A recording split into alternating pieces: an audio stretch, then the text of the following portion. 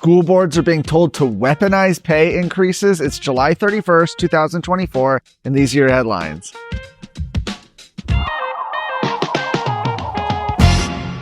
School board members were recently told at a conference to utilize teacher pay raises to apply political pressure on the state legislature over what else but the issue of school choice. At a TASB conference, that's the Texas Association of School Boards, Buck Gilcrease, the CEO of educational consulting company Moak Casey, told school board members reportedly to withhold teachers' pay increases this year in order to pressure state lawmakers to oppose school choice. TASB, of course, is an organization that engages in taxpayer-funded lobbying. That's a discussion for another time. Dripping Springs Independent School District Board member Rob McClellan told the Texas Public Policy Foundation, "Before we got into the meat and potatoes of school finance, the CEO, who I've never met before in my life, starts going on a rant." He said a rant about the failure of school board trustees, failure of teachers to vote a certain way to persuade the legislature to do certain things. He also said Gilcrease was encouraging them to utilize compensation as a weapon to try to change the way our teachers will vote. McClellan said that he and several other school board members walked out of the meeting. Now, answering a question that we got a lot of after yesterday's story, where Meta, formerly known as Facebook, is now forced to pay a massive $1.4 billion settlement to the state of Texas over privacy concerns, people are wondering what happens to the money. Now, this settlement was the largest ever obtained by a single state and concerns the unauthorized collection of biometric data from users. Meta agreed to a settlement and will pay $1.4 billion to the state of Texas over 5 years.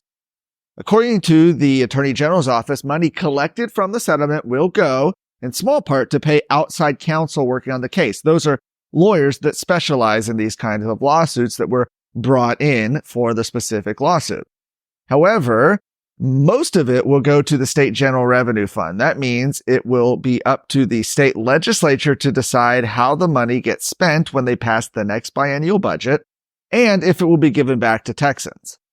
Andrew McVeigh, the president of Texans for Fiscal Responsibility, says he wants to see the money returned via property tax relief. He said for years, taxpayers across the state have been suffering under ever-increasing tax burden, particularly property taxes. This settlement with Meta provides Texas with a unique opportunity. He said the funds from the settlement should be treated the same as all surplus state revenue should be treated, returned to the taxpayer to help relieve them of their property tax burden. Specifically, he said, use the funds to compress or buy down the school M&O property tax rate, which he said will provide all Texans with real property tax relief. Are you worried about your kid's future? You should be. I'm Charles Blaine with Texas Tomorrow. This is a show where we're going to talk about the issues and the people that are pushing the policies that concern your family, your home, and your kids. Catch Texas Tomorrow every Thursday.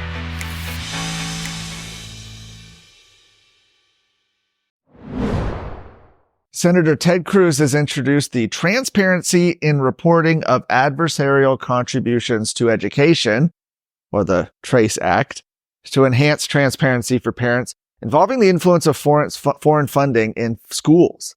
Specifically, the TRACE Act will require schools to allow parents to review any curriculum provided by or purchased with foreign funds, notify parents of any foreign contracts or financial transactions they partake in, and to notify parents of how many school employees, if any, are being compensated by another country or foreign adversary, and whether foreign nations have donated to the institution.